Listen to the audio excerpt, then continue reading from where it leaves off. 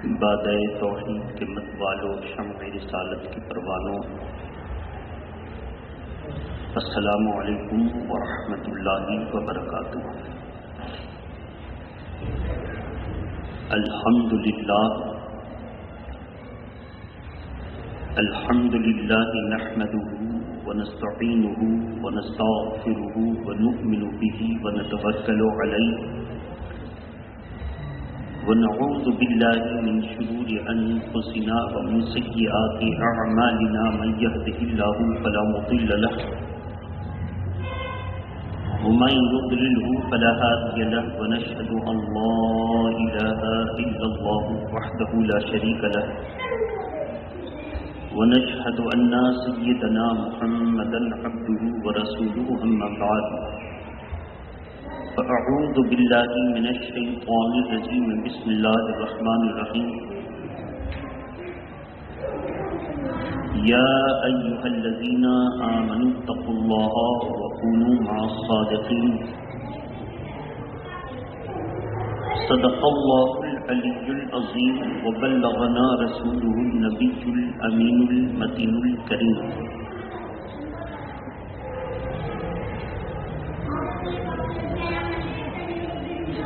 نگاہ مرد مومن سے بدل جاتی ہیں تقدیریں،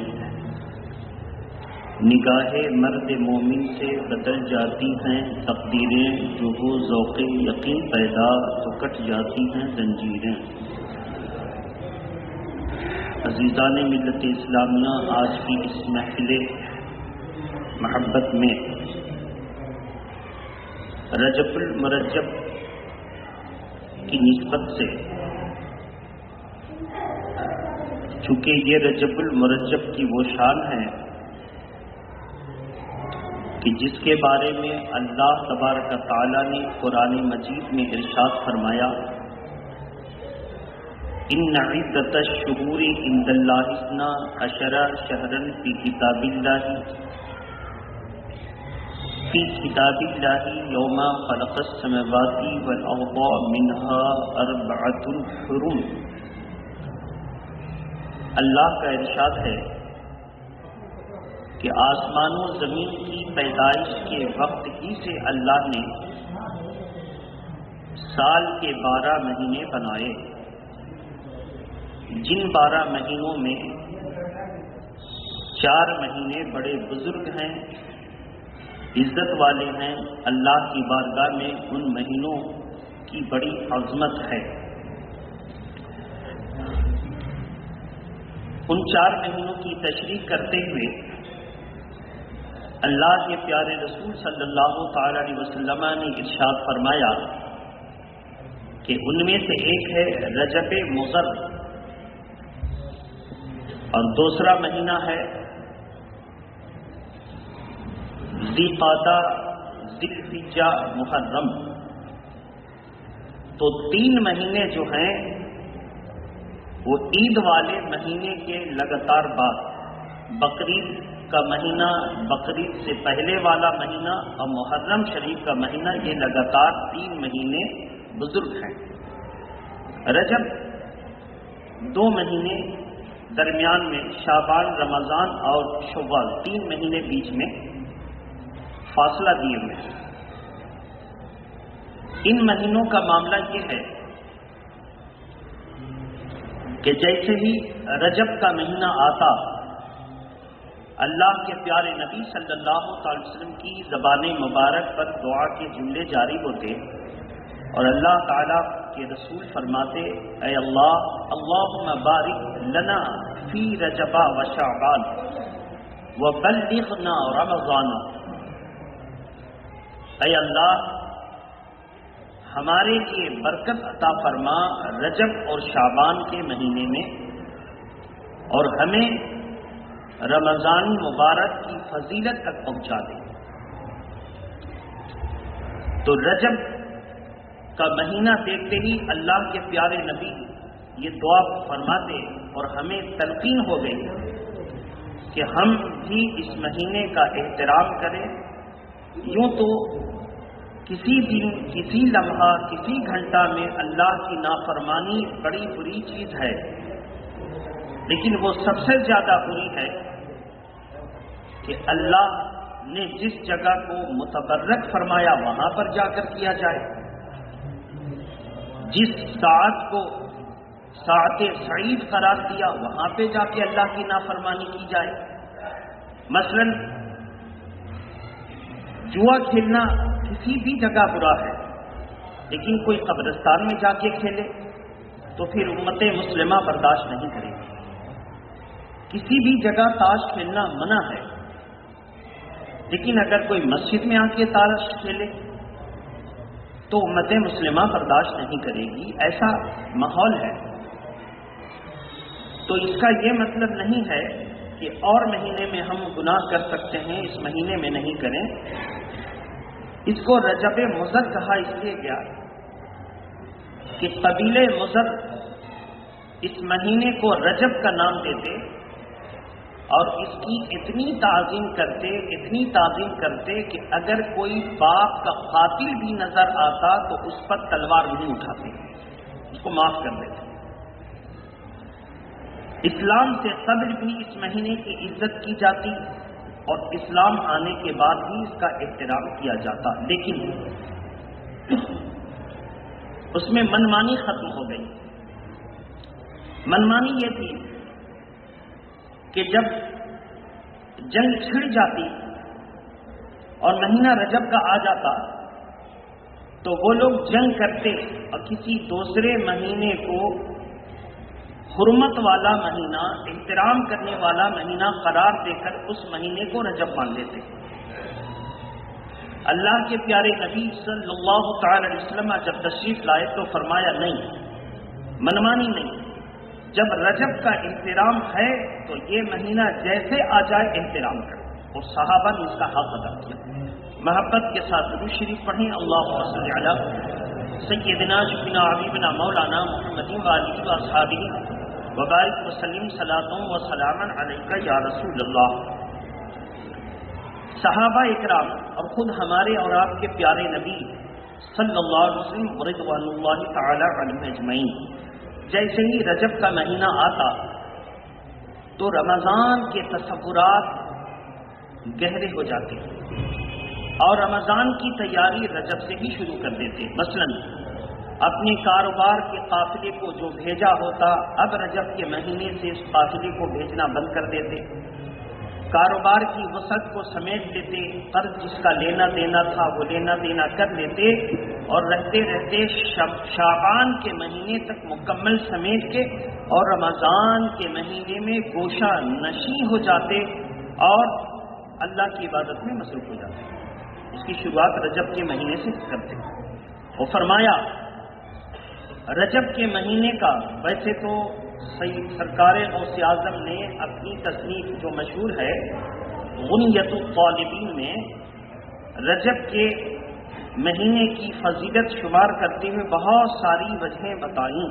اس میں ایک نام ہے رجب اصم، یعنی یہ کسی بھی گناہ کو سننے سے پہلا ہے، یعنی اس مہینے میں گناہ نہیں کیا جاتا۔ اتنا احترام کرتے کہ رجب کے مہینے میں کسی شخص کے بارے میں آتا ہی نہیں کہ اس نے گناہ کیا ہے، اس لیے کہہ دیتے کہ رجب کا مہینہ گناہوں کے معاملے کو سننے سے پہرا ہے، یعنی لوگ اتنا احترام کرتے کہ کسی کے گناہ کا ذکر ہی نہیں ہوتا۔ یہ اس زمانے کی شان تھی۔ بہرحال رجب کے مہینے کی فضیلت تو یہ ہے کہ اس کے جتنے روزے رکھو، اللہ کے پیارے نبی نے بڑی تفصیل اس کی بیان فرمائی۔ اگر ایک روزہ رکھے تو اللہ تعالیٰ اس کو جہنم سے نجات عطا فرمائے گا، 2 روزے رکھے تو حوض کوثر سے پانی بھی اس کو پلایا جائے گا، 3 روزے رکھے تو اللہ تبارک تعالیٰ ساری مخلوق کے ثواب کے برابر ثواب عطا فرمائے گا۔ تو اب جس کو جتنی استطاعت اور بدن میں طاقت ہے وہ اس کے روزے رکھے، اور روزے رکھنے کا مطلب یہ ہے کہ گناہ سے بھی بچے، صرف پیٹ کا روزہ نہ ہو بلکہ ذہن و فکر کا بھی روزہ ہو، کان اور آنکھ کا بھی روزہ ہو۔ جب روزہ ہے تو نہ گناہ دیکھیں نہ گناہ سنیں، ایسا روزہ ہونا چاہیے۔ اگر ایسا روزہ ہوا تو کل قیامت کے دن یہی روزہ کام آئے گا اور اپنے رکھنے والوں کو اللہ کی بارگاہ میں سفارش کر کے نجات دلائے گا۔ اور اگر ایسا نہ ہوا، جیسے نماز فرمایا گیا کہ جب نماز پڑھو تو پوری یکسوئی اور محبت کے ساتھ پڑھو، اور اگر نماز میں تم نے رکن کو ادا نہیں کیا، جلدی سے اٹھ گئے، جلدی سے بیٹھ گئے، نہ قوما، نہ جلسہ، نہ تعدیل ارکان، جلدی جلدی میں ختم کر دی، تو نماز کو اللہ کے فرشتے لے جاتے ہیں، لیکن آسمان اول پر جیسے پہنچتے ہیں، ایسی بے دل کی پڑھی گئی نماز اور جس میں تعدیل ارکان نہ ہو، واجبات چھوٹیں، ایسی نماز کو اللہ قبول نہیں فرماتا اور اس کے لیے آسمان کے دروازے نہیں کھلتے۔ اللہ کا عتابانہ حکم ہوتا ہے بطور سزا کہ جاؤ، جس نے پڑھی ہے اس کے منہ پر مار دو۔ اب وہ فرشتے لا کر نماز پڑھنے والے کے منہ پر اس کو مار دیتے ہیں، کہا یہی تو نے کیا تھا، لے اپنی نماز اپنے پاس رکھ۔ اب جیسے منہ پر مار دیتے ہیں تو وہ نماز کا بے فائدہ عمل وہ کہتا ہے اللہ تجھے غارت کرے جیسے تو نے مجھے غارت کیا۔ آپ سوچیں، ایک آدمی سمجھتا ہے کہ ہم نماز پڑھ رہے ہیں، لیکن اگر وہ نماز کے قواعد پر عمل نہیں کرتا ہے، تعدیل ارکان نہیں کرتا ہے، تعدیل ارکان بار بار ہم بتاتے ہیں، لوگ اس میں اجلت کرتے ہیں۔ مثلا تعدیل ارکان ہے کہ خوب اطمینان سے قیام کرے، رکوع کرے تو خوب اطمینان سے کرے، اور جب رکوع سے سر اٹھائے تو اطمینان سے کھڑا ہو تو سجدے کے لیے روانہ ہو۔ اگر اطمینان سے کھڑا نہیں ہوا تو تعدیل ارکان اس نے چھوڑ دی، یہ تھا واجب۔ اگر اس نے تعدیل ارکان نہیں کیا، ابھی کھڑا ہی نہیں ہوا تھا کہ سجدے میں چلا گیا، تو اس نے تعدیل ارکان پر عمل نہیں کیا، تو ایسی نماز آسمان سے اوپر نہیں جاتی۔ اسی طرح ایک سجدہ کیا تھا، اور سجدے سے ابھی اٹھا بھی نہ تھا کہ دوسرے سجدے میں چلا گیا، اس نے جلسہ نہیں کیا، اس کو کہتے ہیں تعدیل ارکان اس نے چھوڑ دی۔ اس کا ذرا خیال رکھنا ہے، کیونکہ اس کے بارے میں صاف حدیث پاک ہے۔ اللہ کے پیارے نبی نے ایک ایسے شخص کو اسی طریقے سے نماز پڑھتے دیکھا تو بلایا اور کہا صلی فإنک لم تصل، جا پھر سے نماز پڑھ کہ تو نے نماز نہیں پڑھی، جبکہ وہ پڑھ کے آ رہے تھے لیکن با ادب تھے۔ انہوں نے اعتراض نہیں کیا کہ یا رسول اللہ میں ابھی پڑھ کر آ رہا ہوں، کہا جا نماز پڑھ، پھر گئے، پھر نماز پڑھی۔ راوی روایت کرتے ہیں 3 مرتبہ ایسا ہوا، 3 مرتبہ لوٹے۔ اللہ کے پیارے نبی نے فرمایا کہ تو نماز اس طرح پڑھتا ہے جیسے کوا چونچ مارتا ہے، چونچ مارتا ہے، چونچ مار کے تھوڑا ٹھہرا پھر چونچ مارا، ایسا نہیں، وہ لگاتار چونچ مارتا رہتا۔ تو بھی سجدے کے تعدیل کو عمل میں نہ لاتا رہا، یعنی جو ایک رکن سے، ایک فرض سے دوسرا فرض کی طرف جانے سے پہلے ایک تسبیح کے برابر مقدار کے مطابق ٹھہرنا ہے، تو نے اس پر عمل نہیں کیا۔ ابھی رکوع سے کھڑا بھی نہ ہوا تھا کہ سجدے میں چلا گیا، اور ایک سجدے سے ابھی اٹھ کر بیٹھ کر اطمینان بھی نہ کیا تھا، تیری پیٹھ سیدھی میں نہ ہوئی تھی کہ تو دوسرے سجدے میں چلا گیا۔ اپنی نماز کے تعدیل ارکان کو ٹھیک کر اس نے ٹھیک کیا، آپ اندازہ کریں۔ اس لیے ہمیں چاہیے کہ جب ہم نماز پڑھیں تو تعدیل ارکان کا خیال رکھیں۔ سرکار غریب نواز رضی اللہ تعالی عنہ کہ ہم سب ماننے جاننے والے ہیں، سرکار غریب نواز جب نماز پڑھتے تو ان کے معتقد مریدین محبین ان کی نماز کو دیکھ کر کے نماز سیکھتے، اور ان کی نماز ویسے ہی تھی جس طریقے سے ہم لوگ نماز پڑھتے ہیں۔ کسی نے سرکار غریب نواز سے پوچھا کہ سرکار کیا ہم جب نماز پڑھیں تو پہلی مرتبہ ہم ہاتھ اٹھاتے ہیں کانوں کی لو تک اور ناف کے نیچے باندھ دیتے ہیں، تو ناف کے نیچے کیوں باندھیں؟ یہ دل ہے، اور دل بہکتا ہے تو سب بہکتا ہے، دل میں وسوسہ پیدا ہوتا ہے تو کیوں نہ ہم دل پر بندش کرتے اور سینے پر ہاتھ باندھیں۔ سرکار غریب نواز رضی اللہ تعالی عنہ نے امام اعظم ابو حنیفہ کی ناف کے نیچے ہاتھ باندھنے والی دلیل کو پڑھتے ہوئے فرمایا، قرآن مجید پارہ نمبر 13 کی پہلی آیت کریمہ ہے، وما ابرئ نفسی ان النفس لامارۃ بالسوء الا ما رحم ربی ان ربی لغفور رحیم۔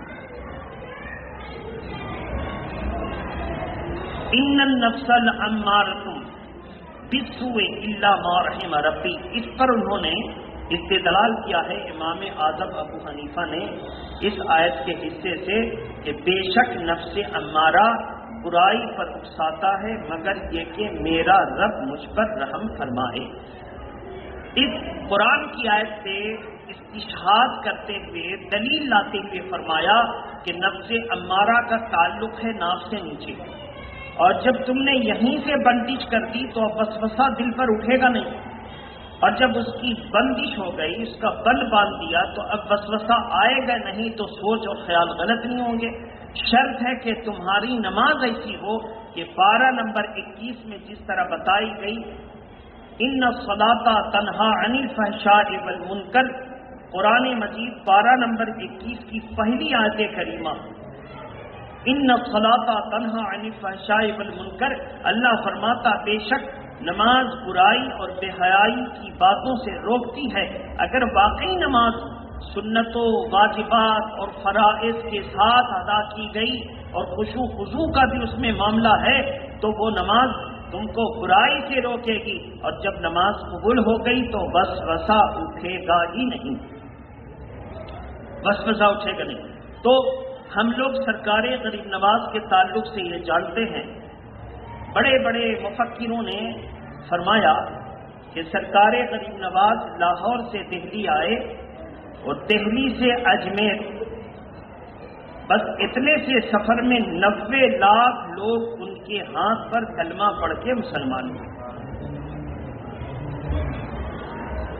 مدینہ شریف سے چلے تھے، وہاں سے نہیں، ایک دم طے کر دیا ہے کہ دہلی سے اجمیر تک۔ تو اب یہ قانون آپ کے پاس مل گیا، چونکہ تاریخی دستاویز اس معاملے میں بہت مضطرب ہیں۔ اب مضطرب کا مطلب ہوتا بہت سارے واقعات ہیں، تو ہم اس سے کبھی دلیل نہیں پہنچا پا رہے ہیں، لیکن اس سے یہ طے ہو گیا کہ یہی بات مشہور ہے کہ 90 لاکھ لوگوں نے ان کے ہاتھ پر توبہ کی اور مسلمان ہوئے۔ وہ کہاں سے آئے تھے 90 لاکھ؟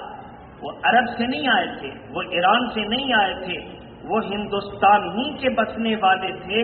اس وقت کے راجاؤں اور اس وقت کے بڑے بڑے جاگیرداروں، زمینداروں کے ہاتھ میں دبے کچلے مرے لوگوں نے جب دیکھا کہ اسلام مساوات کا مذہب ہے، اسلام سب کے حقوق ادا کرتا ہے، اسلام بہترین مذہب ہے، تو ان دبے کچلے لوگوں نے عافیت اور امن کو تلاش کیا تو اسلام میں پایا، وہ لوگ اسلام قبول کیے۔ وہ باہر سے نہیں آئے تھے بلکہ ہندوستان ہی کے بسنے والے تھے، ان کا جنم ہندوستان ہی میں ہوا تھا، باہر سے نہیں آئے تھے۔ تو میرے محترم بزرگ اور دوستوں، لیکن مسلمانوں کی آواز کمزور ہے، اس لیے بہت آسانی سے بول دیتے ہیں کہ یہاں جتنے مسلمان ہیں وہ بابر کی اولاد، بابر باہر سے آیا تھا اور اس کی اولاد بھی، سنتان بھی باہر سے آئی تھی۔ یہ جتنے لوگ ہندوستان میں مسلمان ہوئے وہ سب اوریجنل ہندوستانی ہیں۔ تو میرے محترم بزرگ اور دوستوں، تو سرکار غریب نواز کہ اس عمل سے پتہ چلا کہ انہوں نے جب 90 لاکھ لوگوں کو ہدایت کے راستے پر لا کر مسلمان بنایا تو انہوں نے جو طریقے نماز عطا فرمایا، شکر کیجئے کہ ہمارا طریقہ بھی انہی کے طریقے کے مطابق ہے۔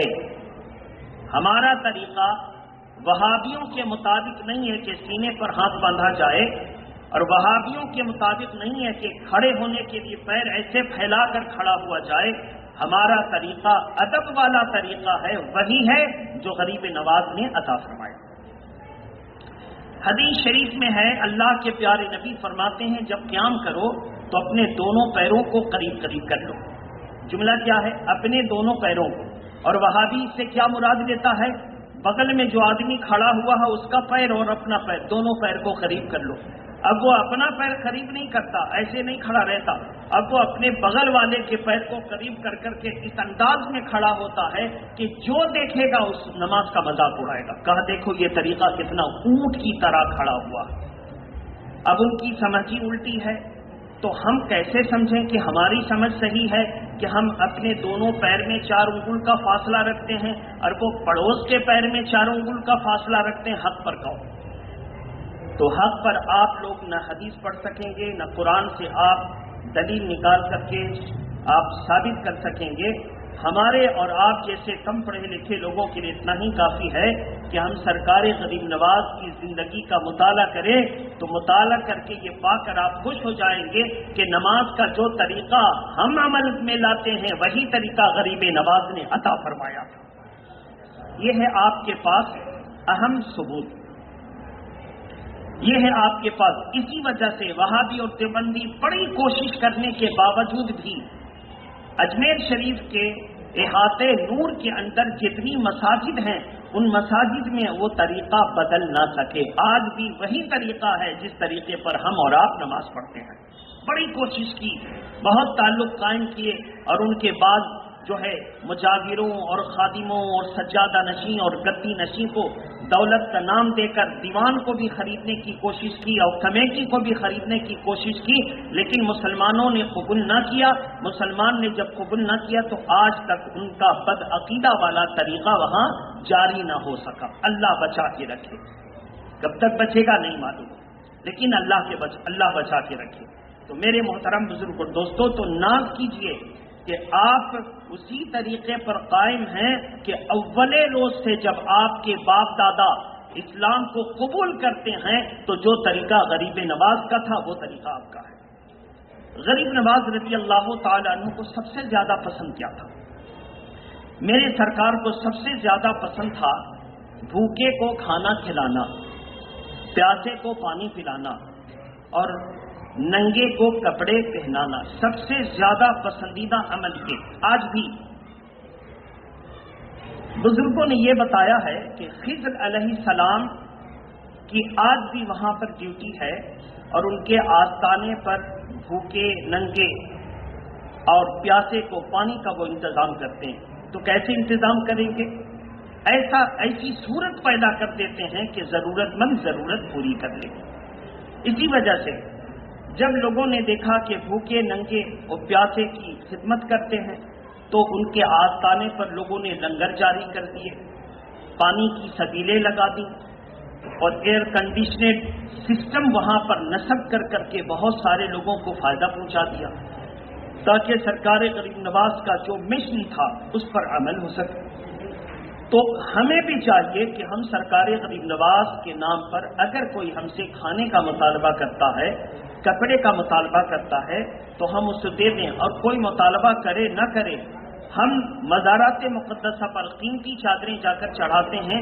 اگر اسی قیمت کی چادر لے کر ہم بیواؤں کے سر پہ رکھ دیں، یتیم اور بے سہارا بچیوں کے سر پر رکھ دیں، تو یاد کیجئے کہ سرکار غریب نواز پوری زندگی یہی خدمت کرتے رہے، اور ہم ان کے قدم بقدم چوم کر کے چلیں گے تو ان کا فیض یقیناً جاری ہوگا۔ کیسے فیض جاری ہوگا؟ یاد رہے، ایک بزرگ، ان کی بیوی وہ بھی بزرگ اور ولیہ، عالمہ اور ولیہ، تو ان کی یہ خواہش تھی کہ جتنی کنواری بیٹیاں ہیں سب کی شادی میں بڑی کوشش کرتی ہیں، اور ان کے گارجین اور والدین اور سرپرست کو جو ہے عورتوں کے ذریعے ان کو تیار کرتی اور ان کو جو ہے اس بات پر ابھارتی کہ جوان جب لڑکی ہو جائے تو زیادہ دن گھر میں نہیں بیٹھانا، عزت سے شادی کر دو۔ تو لوگ آتے اور اپنی ضرورت بھی کہتے اور سب کی ضرورت کو پوری کرتی، رشتے تلاشنے وغیرہ کی خوب جو ہے وہ کرتی۔ ایسا انتظام بنا دیا کہ ایسا ماحول بن گیا کہ گارجین حضرات اپنی بیٹیوں کی شادی آسانی سے کرنے لگے۔ ان کا انتقال ہو گیا، لوگ ان کے شوہر کے پاس آئے کہ حضرت اب امی جان کا تو انتقال ہو گیا، آپ دعا فرما دیں۔ فرمایا کہ ان کی قبر پر جاؤ۔ کہاں جاؤ؟ ان کی قبر پر جاؤ 4 हाथ की दूरी पर खड़े रहो, या उनके ज़माने में जितना करीब रहते थे वैसे भी रह सकते हो। अदब से फातिहा पढ़ो, कुछ कुरान पढ़ो, और जब फातिहा पढ़ो कुरान पढ़ने के बाद तो दुआ में ये कह देना जो तुम्हारे दिल में बात है कि या अल्लाह इसका सवाब इनको मिले और इनके वसीले से मेरी मुराद पूरी कर दे। और उनसे फिर अर्ज करना कि अम्मी जान, आप जब हयात ज़ाहिरी में थीं तो हम तो आपसे फरियाद कह लेते थे, अब आप हयात जावेदानी में आ गई हैं, हम फिर फरियाद लेकर आपके पास आए हैं। मेरी ये फरियाद है, आप अल्लाह से दुआ फरमा दे, यकीनन तेरी मुराद पूरी हो जाएगी। और जो ऐसा करता उसकी मुराद पूरी हो जाती।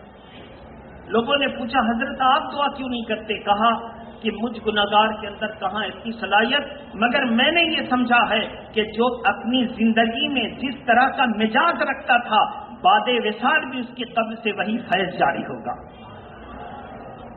जो अपनी जिंदगी में जिस तरह का मिजाज रखता था, बादे विसाल भी उसकी कब्र से वही फैज जारी होगा।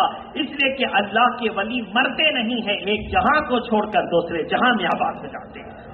तो आप अंदाजा करें। तो सरकार गरीब नवाज का ये मिशन था। ये मिशन नहीं था कि सरकार गरीब नवाज के नाम पर जश्न गरीब नवाज मनाइए और चंदा कीजिए। अभी 2 शिकायतें आ गई। एक शिकायत तो ये कि चंद लड़कों ने मेरे लड़के को क्या पट्टी पढ़ाई है कि पहले तो उसने कहा एक बस खुल रही है और वो जाएगी मालदा, हमको भेज दीजिए। माँ ने कहा बेटा इतना पैसा नहीं है कि 2500 रुपया लगा के हम मालदा भेजें। अब वो जिद पर आ गया कि मेरे मोहल्ले के लड़के जलसा गरीब नवाज कर रहे हैं, हमको पैसा दीजिए, हम उसमें लगाएंगे। सबने पैसा हमसे मांगा है। अब ये कह दी बेटा अगर करना ही होगा तो हम अपने घर में फातिहा कर लेंगे, गरीब आदमी है, बच्चे भी खा लेंगे और फातिहा भी हो जाएगी, तो क्यों इसमें पड़ रहा। अब आप बताइए कि ये चंदा और धंधा किसी गरीब को तकलीफ देना है कि नहीं है? इसलिए हर मुसलमान पर जरूरी है कि वो ये चंदे का खात्मा कर दे, चाहे वो बोले कि हम लोग सब मिलकर कर रहे हैं, उसमें भी साथ न दे। अगर किसी का जोश मारता है, गरीब नवाज की अकीदत है, वाकई मिलाद कराना चाहता है, तो एक शख्स खड़ा हो और अपनी मोहब्बत का तन्हा इजहार करे, यही सही है। और चंदा में तो धंधा शुरू हो जाता है। तो मेरे मोहतरम, कोई चंदा वाला आए। एक दूसरी खबर मिली, बांसबड़िया के रहने वाले हैं एक साहब, क्रैन व्रैन उनका चलता है, जेसीबी वगैरह चलती है, हुस्ना आबाद उस मोहल्ले का नाम। उन्होंने कहा आपके मदरसे से कोई आया था रसीद लेकर चंदा करने के लिए। हमने कहा भैया अंगस जामे मस्जिद में एक मदरसा है, मदरसे गुलशन बगदाद, वो अंगस मस्जिद कमेटी के मातहत चलता है, उसका कोई चंदा नहीं होता न उसकी रसीद। अगर आपके पास रसीद मिल जाए तो जरा अंगस मस्जिद कमेटी के सदर और सेक्रेटरी से राब्ता कर लीजिएगा। इस मामले में तो हम पढ़ेंगे नहीं वो कौन है कौन नहीं है, हम क्यों पढ़ने लगे। आप जरा राब्ता कर लीजिएगा, उस पर फोन नंबर तो जरा लिखा होगा। तो इससे भी आपको होशियार रहना है कि चटाई भर भर का मदरसा खोल करके बाहर बाहर चंदा हो रहा है, ये धंधा नहीं है तो क्या है। तो बहुत हम लोगों को समझदारी से काम करने की जरूरत है। हर तरफ से एक तरफ इस्लाम का दुश्मन इस्लाम को नुकसान पहुंचा रहा है और दूसरे तरफ इस्लाम के नाम पर धंधा करने वाले बटोर बटोर करके खा रहे हैं। इससे भी आपको होशियार रहना है मेरे मोहतरम बुजुर्ग और दोस्तों। बहरहाल बाहर से बहुत सारे चंदा करने वाले आते हैं, बहुत रिकॉर्डिंग लगा के मस्जिद के नाम पर और इसकी छत की ढलाई हो रही कहते हैं। आप तो जानते नहीं हैं कि वाकई ये चंदा 50% कटेगा कि 30% कटेगा, क्या होगा और कहां जाएगा। अनजान आदमी को चंदा ना दें। आपको लगता है आप खुद जाएं, मस्जिद कमेटी से राब्ता करें, कौन सा काम बाकी है उस काम को देखें। आप कहते हैं इस काम के लिए मेरे ये मस्जिद के ताउन को कबूल फरमा लीजिए, आपका दिल भी खुश होगा। जिसके हाथ में दे रहे हैं वो हाथ में भी आपका जाएगा। मुस्तनद जरिया से काबिल भरोसा लोगों को पकड़ें, बेभरोसा चलते फिरते लोगों को ना पकड़ें। इसको ज़हन में रखें। बाहर से आने वाले जो रिश्ला तेनी पड़ा चापदानी वाली की जगह से आए हैं, अपना मिजाज और माहौल अहले सुन्नत वाला बनाएं, इत्मीनान और सुकून से हर काम करें, जो भी जरूरत उनको हो मस्जिद से राब्ता रखें। تاکہ ہم لوگ ایک دھارے پر چلیں. ایسا نہ ہو کہ الگ الگ ٹکڑی بنا کر کے سب چندہ کر کے ماحول خراب کر دے اور پھر اس کے بعد شکایتیں آنی شروع ہو جائیں کہ مولانا صاحب میرا لڑکا کو یہ لوگ بہلا پھسلا کے چندہ کروا رہا ہے, کبھی گھر سے کرتا ہے, کبھی ان کو چندہ کرنے کے لیے بھیج دیتا. ٹیوشن نہیں گیا اور چندہ کرنے چلا گیا. کہاں گیا تھا؟ چندہ کر لے گئے لہنی. اور ٹیوشن کا لڑکا لوگ پلس کتنا کرے گے. آپ سوچئے کہ بچوں کی پڑھائی کا نقصان. ایک چھوٹا سا آپ گھر میں پروگرام کیجئے, ایک ہفتہ تک آپ ڈسٹرب رہیں گے. یہ کام چھوٹے گا, پروگرام دیکھیں, یہ کام چھوٹے گا. ایک چھوٹا سا پروگرام کرتے ہیں تو ایک ہفتہ تک تیاری کرنی پڑتی ہے. جب یہ پڑھنے والے لڑکے اور کام والے لڑکے ایسے ہی جلسہ کرنا شروع کیا تو وہ پورا معاملہ ڈسٹرب ہوگا کہ نہیں ہوگا. تو اس لیے آپ دیکھیں گے جن لوگوں نے چندہ کر کے جلسہ جلوس کیا, اگر وہ الیکٹریشین ہیں تو ان کا الیکٹریشین کا کاروبار بڑھ گیا, دکاندار ہیں تو دکاندار کا کاروبار بڑھ گیا. بڑے مگن میں رہتے ہیں چونکہ چندہ سے جو روپیہ آتا ہے کوئی حساب کتاب نہیں, اس کو کاروبار پہ بھی لگا دیا. اور بہت سے سود خور ایسے ہیں کہ چندہ کا روپیہ ہم کے دے دیں, ہم سود پہ لگا دیں تو کہ انٹرسٹ دے دیں, فائدہ ہوئی. وہ بیچارہ سود پر بھی لگاتا ہے اور فائدہ بھی لیتا. بتائیے یہ سب ناجائز ہے کہ نہیں؟ تو آپ کوشش کیجئے کہ ایسا ماحول نہ ہو. ثبوت میرے پاس موجود ہے پڑوس کے علاقے کا, اور اس کو ہم نے اس لیے دبایا ہے کہ اس میں علماء بھی شامل ہیں, وہ پھنس جائیں گے. اس لیے میرے محترم بڑا ہوشیار ہونے کا دور ہے کہ ایسے نام نہاد لوگ عالم اور لباس عالمانہ پہن کر ہیں, ان کو پہچانیے. کسی کے ہاتھ میں آپ اپنی گاڑی کمائی محنت کی رقم کو نہ دیجیے. آپ کہہ دیجیے کہ ہم کو کرنا ہوگا, ہم خود کریں گے, تم کو اس میں پڑھنے کی کوئی ضرورت نہیں ہے. بڑا برا دور آ رہا ہے. ہم لوگ سرکار غریب نواز کے مشن پر عمل کریں. ان کا مشن یہ تھا, فرماتے ہیں جس گھر میں قرآن کی تلاوت ہوتی ہے وہ گھر وسیع ہو جاتا ہے. وسیع کا مطلب اس کی برکتیں بڑھ جاتی ہیں. فرشتوں کا آنا جانا اس گھر میں شروع ہو جاتا ہے اور شیاطین اس گھر سے نکل جاتے ہیں. اور جس گھر میں قرآن کی تلاوت نہیں ہوتی ہے وہ گھر اپنے گھر والوں پر تنگ ہو جاتا ہے. فرشتوں کا آنا جانا بند ہو جاتا ہے اور شیاطین اس گھر میں ڈیرا جما لیتے ہیں. تو اب بتائیے کہ خواجہ غریب نواز نے کبھی کسی سے نہیں کہا کہ میرے نام پر چندہ کرو. انہوں نے تو یہ کہا کہ نماز کی پابندی کرو, اپنے گھروں میں قرآن کی تلاوت کرو. جو پیسے تم چندہ والوں کو دو گے وہ اپنے بچوں کو پڑھاؤ, ان کو دینی کتابیں خرید کر کے دو اور کہو بیٹا یہ کتاب رکھ لے. اگر تو جوانی میں فرصت نہ پا سکا, میرے مرنے کے بعد دیکھے گا کچھ پڑھ لے گا تو اس کو ثواب ہم کو مل جائے گا. ایسا ماحول بنائیے, چندہ کا ماحول نہ بنائیے. اللہ تعالی ہماری اور آپ کی حاضری کو قبول فرمائے. وآخر دعوانا ان الحمدللہ رب العالمین. السلام علیکم ورحمۃ اللہ.